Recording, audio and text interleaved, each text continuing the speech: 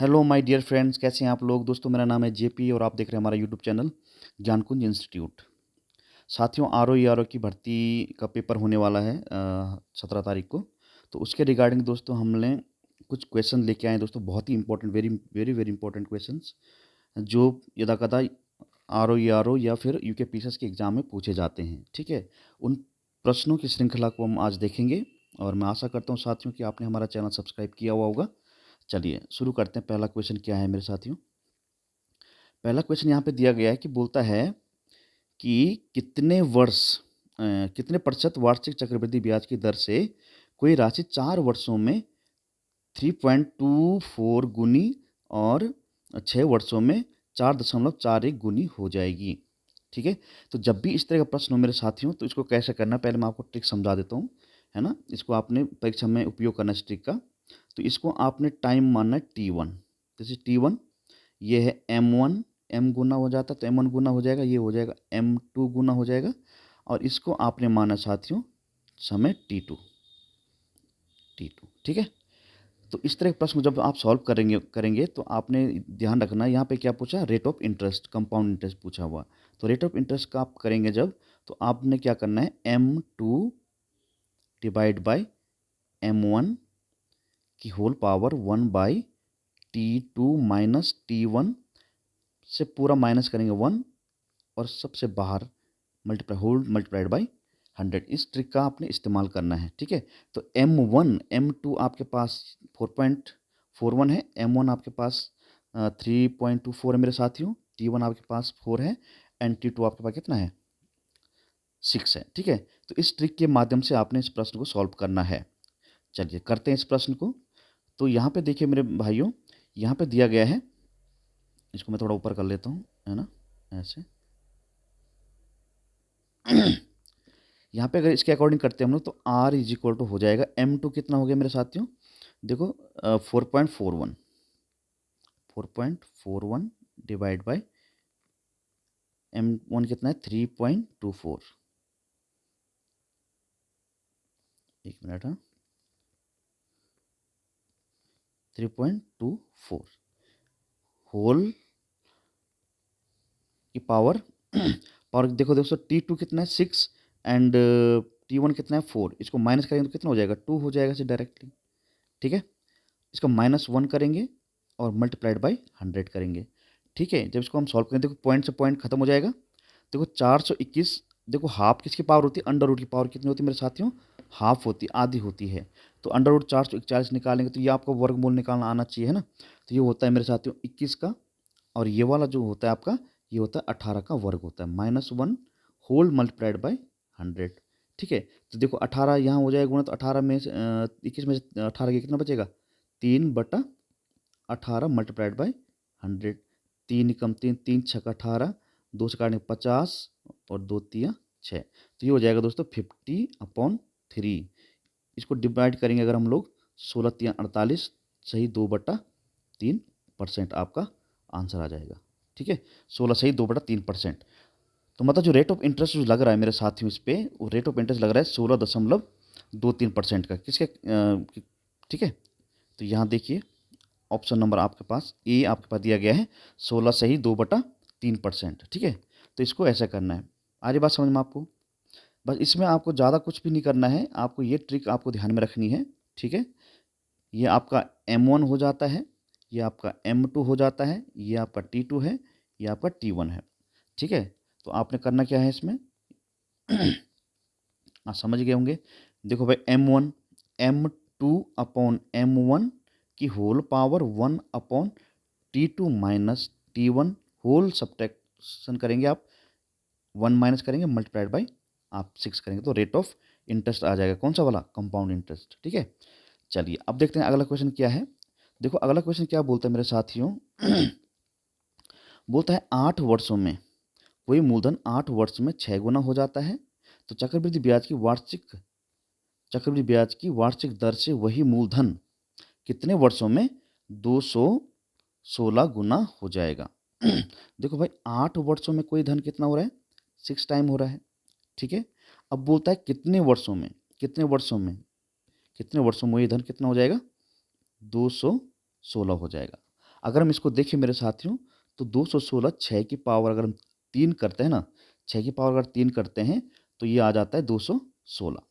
तो जब भी आप इस तरह का प्रश्न को करेंगे तो आपने क्या करना मेरे साथियों, जो आपके पास जो पूछा गया होगा उसको आपने क्या करना है, जो फर्स्ट में इतना गुना हो रहा है उसके मल्टीप्लाई में करना है, ये पावर में करना है उसको। तो हमने ये देखा ये 6 गुना हो रहा था कब, 8 साल में। तो ये जो 216 है 6 की कितनी पावर में है, तो ये कितनी पावर में है, 3 पावर में है। तो अब इस 3 को आपने क्या कर देना है, इस 8 में मल्टीप्लाई कर देना है सीधा सीधा।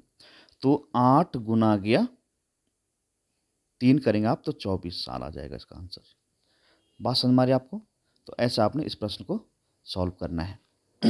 ठीक है, एक बार मैं फिर से बता देता हूँ आपको।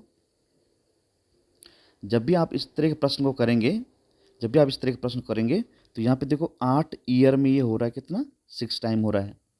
तो ये बताना है कि कितने साल में यही जो राशि है वो 216 गुनी हो जाएगी।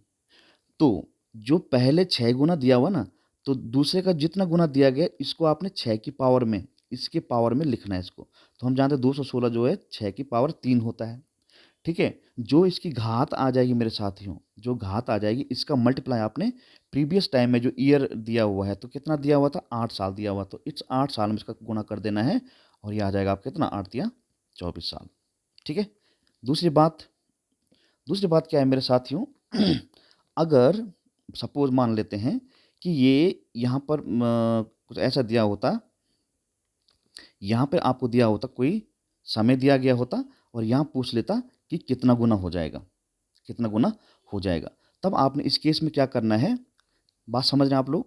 जैसे हम बोलेगा कि 8 साल में कोई धनराशि 6 गुनी हो जाती है, तो बताइए 12 साल में, 12 साल बोल देगा, कुछ भी बोल देगा, 12 साल में यह राशि कितनी गुनी हो जाएगी। यहाँ तो गुना दिया हुआ है, इतना गुना हो जाता है, लेकिन हो सकता है ऐसा दिया हो, आगे हम प्रश्न देखेंगे ऐसा कि 12 साल में वही राशि कितनी गुनी हो जाएगी। तो उसको, उस तरह के प्रश्न को आपने क्या करना है, जो ये 8 है ना, 8 के मल्टीपल में उसको तोड़ना है। जो ईयर सेकंड टाइम में दिया है, जो T2 समय दिया गया होगा उसको 8 के मल्टीपल में तोड़ देना है और जो दिया गया वर्ष है, पहले उस गुना है जो पहले टाइम में जो इतना गुना हो जाता है, उसकी उसकी पावर में चढ़ा देना उसको। आ रही बात समझ में आपको? क्या कहा मैंने? मैंने क्या कहा कि जैसे ये प्रश्न है, यहाँ पे ईयर सपोज आपके पास दिया गया होता और यहाँ पे इतना टाइम्स हो जाता, पूछा होता। ठीक है, ये मैं मिटा लेता हूँ। ठीक है, यहाँ पे कितना टाइम हो जाएगा मान लेते हैं, बोल देता 16 वर्ष में कितना टाइम हो जाएगा। आ रही बात समझ में? तो ऐसे प्रश्न में क्या करना है, इस 16 को आपने क्या करना है, 8 गुना गया मतलब 8 का कितना गुना है ये, तो 8 का ये 2 गुना है। तो ये जो 2 आया मेरे साथियों, जो अगला जो जो ऊपर में जो जितना गुना दिया गया था उसकी पावर में चढ़ा देना है।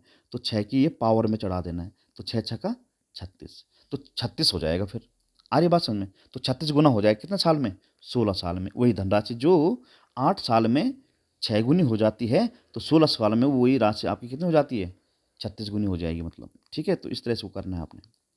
चलिए अब देखते हैं नेक्स्ट क्वेश्चन क्या है। नेक्स्ट क्वेश्चन बोलता है मेरे साथियों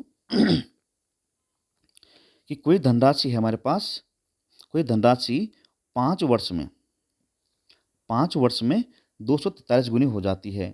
तो वही धनराशि पर हमें बताना है क्या, ब्याज की दर क्या लग रही है। तो इस तरह के प्रश्न को जब आप सॉल्व करेंगे तो इसके लिए आपने ट्रिक ध्यान रखनी है। ये जो आपके पास है गुना दिया हुआ है, तो ये देखो भाई, मेरे पास 200 रुपये थे, माना मेरे पास 200 रुपये थे, ये 400 रुपये हो गए। तो ये 400 देखो 400 कैसे हुए होंगे, जब इस पे कुछ इंटरेस्ट लगा होगा।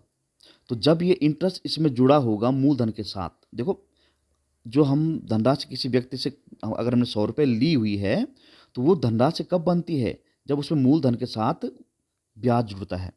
तो कहने का मतलब क्या है, 400 क्या है इसमें, इस 400 में आपका प्रिंसिपल अमाउंट भी है एंड इंटरेस्ट अमाउंट भी है, तब जाके ये अमाउंट बन जाता है, इतना गुना हो जाता है। अब यहाँ पे बात चल रही है गुने में, तो यहाँ पे गुने में बात चल रही है, आर में निकालना है, गुने में बात चल रही है। तो इसको सॉल्व करने के लिए आपने क्या करना है, तो देखो ये हो गया आपका अमाउंट, इतना टाइम्स हो गया।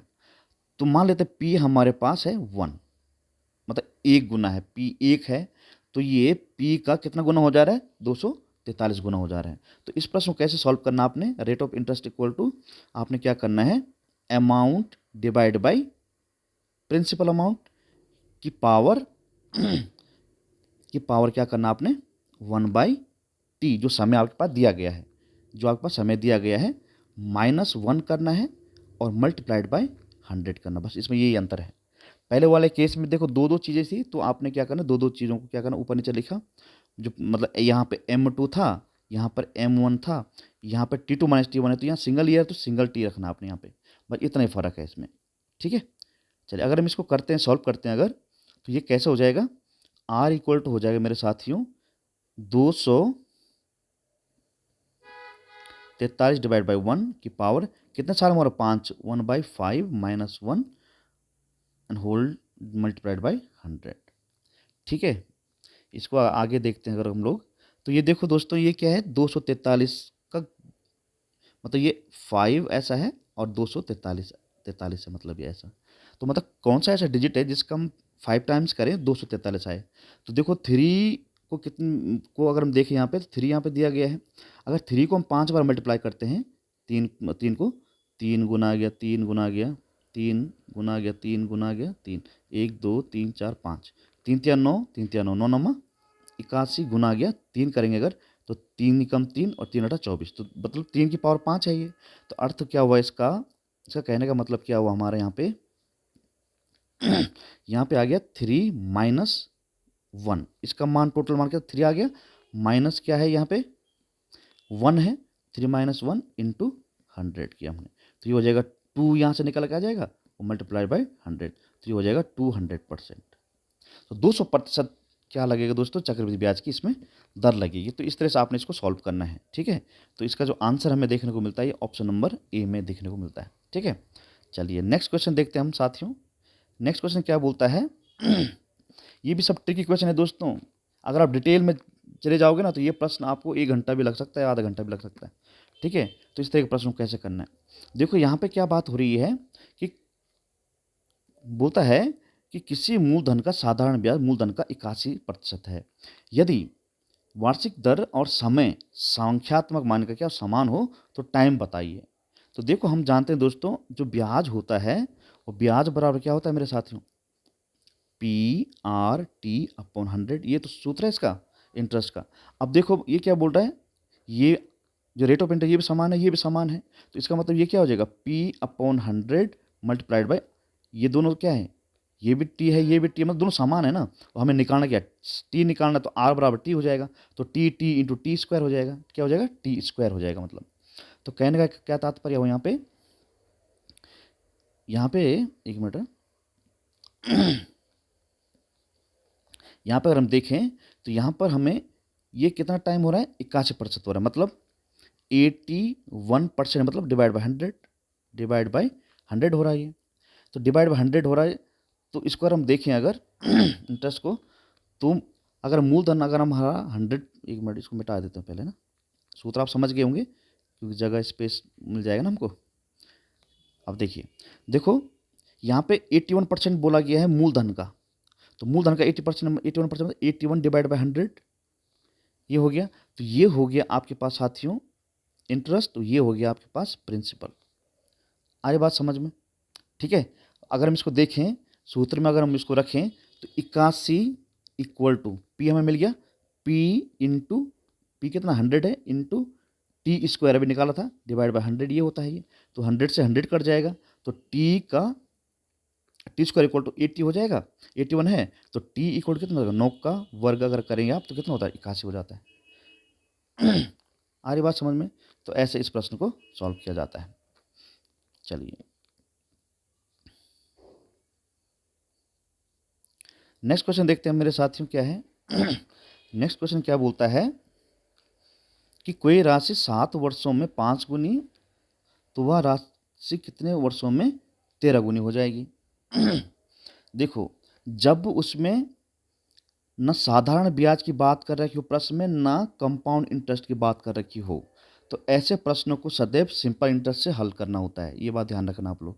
ठीक है, तो इस प्रश्न में तो साधारण ब्याज की बात हो रही है, ना सिंपल इंटरेस्ट बोला गया है, ना ही कंपाउंड इंटरेस्ट बोला गया, तो इसका मतलब हमें इसको कैसे सॉल्व करना है, सिंपल इंटरेस्ट के अकॉर्डिंग इसको सॉल्व करना है। ठीक है, चलिए, तो यहाँ पे बोला गया है कि कोई राशि है जो 7 वर्ष में 5 गुनी हो जाती है। तो अगर मैं प्रिंसिपल अपना 100 मानता हूँ, तो जो राशि है, जो अमाउंट है ना हमारी, वो कितनी हो जा रही है? 5 गुनी मतलब 500। तो यहाँ पर इंटरेस्ट क्या आ रहा है हमारा फर्स्ट केस में? 100 और 500 हो गया। 500 में से 100 गया तो कितना हो जाएगा? 400 हमारा इंटरेस्ट हो जाएगा। दूसरी बात क्या हो रही है, बोलता है तो कितने वर्षों में वो 13 गुनी हो जाएगी। देखो, मूलधन प्रिंसिपल हमारा कितना 100 है, अमाउंट कितना हो गया 1300, तो हमारा इंटरेस्ट क्या हो जाएगा, I2 कितना हो जाएगा यहाँ पे? 1200 हो जाएगा। कितना हो जाएगा? 1200 हो जाएगा। ठीक है। अब यहाँ पे देखिए, रेट ऑफ जो इंटरेस्ट है वो ठीक है, वो कॉमन है, मतलब कॉमन मतलब कांस्टेंट है, दोनों के लिए सेम है। ठीक है। तो इसको अगर हम सॉल्व करें तो ये I1 है, दिस इज I2। ठीक है। तो I1 upon I2 equal to how, क्या हो जाएगा आपका? देखो दोस्तों, P तो दोनों जगह सेम है, तो P से P खत्म हो जाएगा। देखो, PRT अपॉन 100 होता है ना हमारा इंटरेस्ट, तो ये भी खत्म, ये भी खत्म हो जाएगा। आ रही बात समझ में? और T अपॉन क्या बच जाएगा हमारे पास? I1 का मतलब I1 रखूंगा ना मैं, तो यहाँ T1 हो जाएगा। तो R और P क्या सेम है, राशि सेम है। ठीक है। तो T1 अपॉन 100 हो जाएगा। तो T1, तो यहाँ P लिखने की हमें आवश्यकता नहीं है, समझाने के लिए बोल रहा हूँ। तो कहने का मतलब क्या है, जो ये प्रश्न हो जाएगा आपका T1 अपॉन T2 हो जाएगा, सीधा सीधा। आई बात समझ में? अब मैं, ये आप समझ गए हो तो इसको मिटा दिया जाए यहाँ से। तो यहाँ हो जाएगा इंटरेस्ट क्या है, फर्स्ट केस का इंटरेस्ट क्या है हमारे पास? 400 है। दूसरे केस का क्या निकाला था हमने? 1200 निकाला था। बराबर T1 कितना दिया हुआ है मेरे साथियों? 7 दिया गया है, 7 ईयर दिया गया है। और T2 आपको निकालना है। तो 4 एकम 4, 4 तिया 12। अब देखो, ये 7 है, 7 या 21, तो T2 बराबर कितना हो जाएगा? 21 ईयर। आप समझे इसको कि नहीं समझे? एक बार फिर समझा लेता हूँ, बहुत ही इंपॉर्टेंट क्वेश्चन है, एक बार फिर समझा लेता हूँ मैं। देखिए, यहाँ पे देखो, कोई धनराशि मान लेता हूँ 100 हमारे पास है। ठीक है। और वो कितना हो जा रहा है? 5 गुना हो जा, मतलब 500 हो जा रहा है। ठीक है। तो 500 कब हुआ होगा? जब उसमें ब्याज जुड़ा होगा। जब 100 हमारा मूलधन था तो 500 हो गया, तो कितना इंटरेस्ट हुआ हमारे पास? जो इंटरेस्ट I1 हुआ हमारे पास, वो कितना हुआ? 400 रुपये का हुआ। इसी तरह से जो 100 रुपये की राशि थी वो 13 गुना हो जाती है। ठीक है। हमें T2 निकालना है, 13 गुनी हो जाती है। जब 100 इंटरेस्ट हमारे पास, 100 हमारे पास मूलधन है, तो 100 अगर हमारे पास मूलधन है तो इंटरेस्ट कितना हो जाएगा?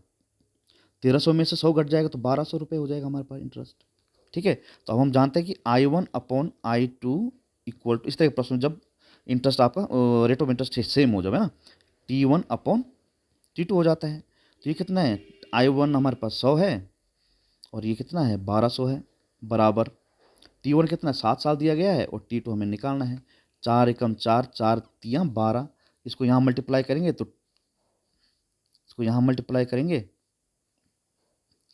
तो ये हो जाएगा T2 इक्वल टू हो जाएगा 7 या 21 साल। अरे बात समझ में? तो ऐसे आपने इस प्रश्न को सॉल्व करना। तो 21 साल का अगर ऑप्शन देखें तो कौन सा ऑप्शन हमारे पास? Option number D. तो 21 साल में दोस्तों वही धनराशि जो आपकी क्या हो जाएगी? 13 गुनी हो जाएगी। या फिर अगर आप दूसरी ट्रिक में आपको बताना चाहो तो दूसरी ट्रिक समझ लो आप। दूसरे तरीके से आप कैसे कर सकते हैं, या तो आप ऐसे ध्यान रखो कि भाई इस तरह के प्रश्न में I1 upon I2 equal to T1 upon T2। तो इसको आप 100 मान लीजिए राशि को, 5 गुनी मतलब 500 हो जाएगी, तो 400 यहाँ ब्याज हो जाएगा। यहाँ इसको T2 मान लीजिए, 13 गुना हो जा रही है, तो पहले 100 रुपये था, 13 गुना हो गया 1300 हो जाएगा, 1300 में 100 गया तो इंटरेस्ट क्या हो जाएगा? 1200 हो जाएगा। तो ये आप रखेंगे तो इस सूत्र से आप कर सकते हैं, इस ट्रिक से।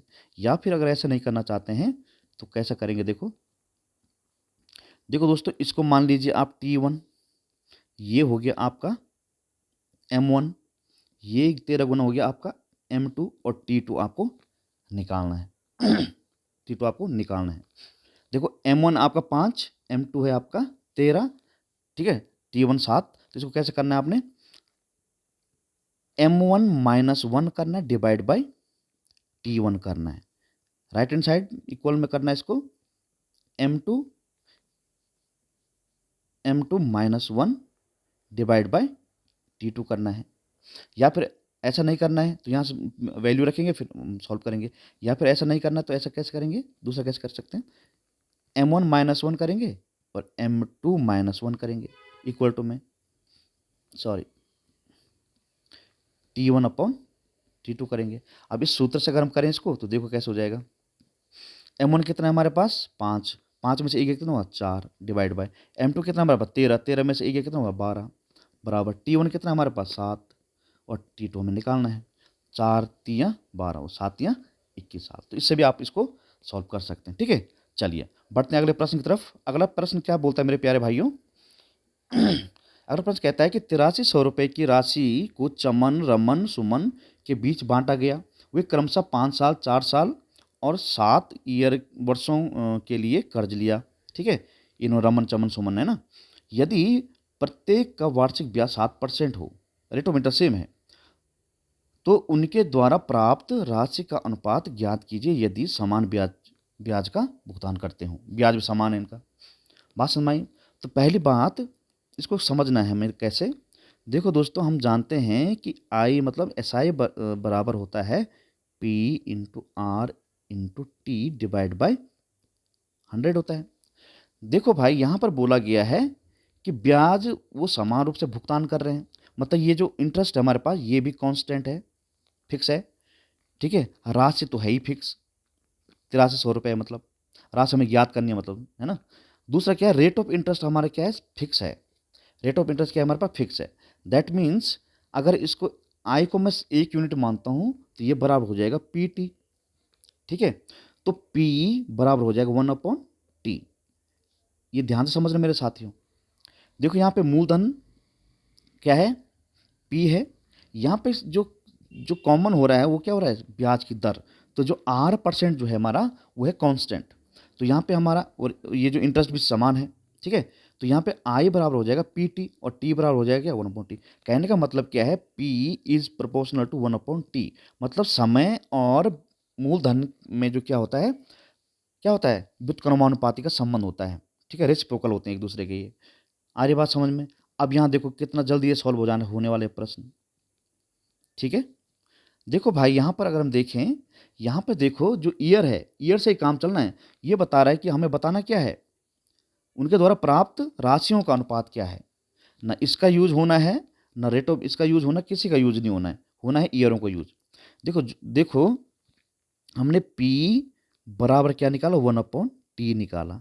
तो देखो ये P1, P2 एंड P3 चमन, रमन और सुमन के लिए है ये। ठीक है, तो समयों का व्युत्क्रमानुपात होता है, तो P1 के लिए क्या है 1/4 हो जाएगा। देखो समय ये वाला है, अनुपात निकालना हमको।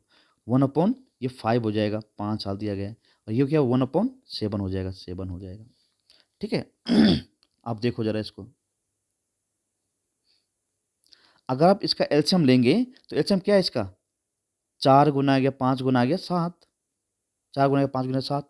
तो 4 गुना 5 गुना 7 करेंगे अगर हम प्रत्येक जगह करेंगे हम लोग, तो देखो 4 गुना 5 गुना 7 इसमें करेंगे अगर हम लोग, इसमें करेंगे अगर, तो 4 से 4 कट जाएगा तो 5 और 7 बच जाएगा। तो 7 पंजे कितना मतलब 5 गुना आ गया 7 यहाँ बच जाएगा अनुपात। इसमें अगर हम इनका गुणा करेंगे तो 5 कट जाएगा, 4 और 7 बच जाएगा, 4 गुना गया 7 बच जाएगा अनुपात। अगर इसमें हम लोग 4 गुना गया 5 गुना गया 4 7 का गुणा करते हैं इसमें, तो यहाँ 7 से 7 कट जाएगा तो कितना बच जाएगा हमारे पास, 5 गुना गया 4 बच जाएगा। अगर इसको मल्टीप्लाई 7 चौकू सॉरी गलत हो 7 पंजे कितना हो जाएगा 35 अनुपात 7 चक्कू 28 अनुपात 5 चक्कू 20। ये हो जाएगा आपका P1, P2 एंड P3। ठीक है, ये तीनों का आपका रेशियो हो जाएगा। तो ये देखो कौन से ऑप्शन में आपको देखने को मिलता है। तो जो उनकी धनराशियों का जो अनुपात हो जाएगा वो क्या हो जाएगा 35 अनुपात 28 अनुपात 20। तो ये आपका ऑप्शन नंबर ए में पहले ही दिया गया है यहाँ पे, है ना। ये देखो यहाँ पे ये दिया गया है, यहाँ पे 35 अनुपात 28 अनुपात 20 दिया गया है। तो इस तरह से इन प्रश्नों को सॉल्व करना दोस्तों। तो ये तो दोस्तों हमारी simple interest plus compound interest के ऊपर बहुत ही ट्रिकी क्वेश्चंस, जो बिना ट्रिक के अगर आप हल करने लग जाओगे तो आप उसको सही करने की मतलब उम्मीद ही छोड़ दो, मतलब है ना। हो जाएगा लेकिन समय लगेगा, मतलब बहुत ज़्यादा। तो ज़्यादा समय ना लगे इसलिए हमने इसको ट्रिक के माध्यम से आपको समझाया। ठीक है, चलिए तो सभी को दोस्तों 17 तारीख को जो ROE का जो एग्ज़ाम है आपका, सभी को ऑल द बेस्ट। और अब हम उम्मीद करते हैं कि आप बहुत अच्छा परफॉर्म करेंगे उस एग्ज़ाम में। चलिए आज यहीं रखते हैं, धन्यवाद।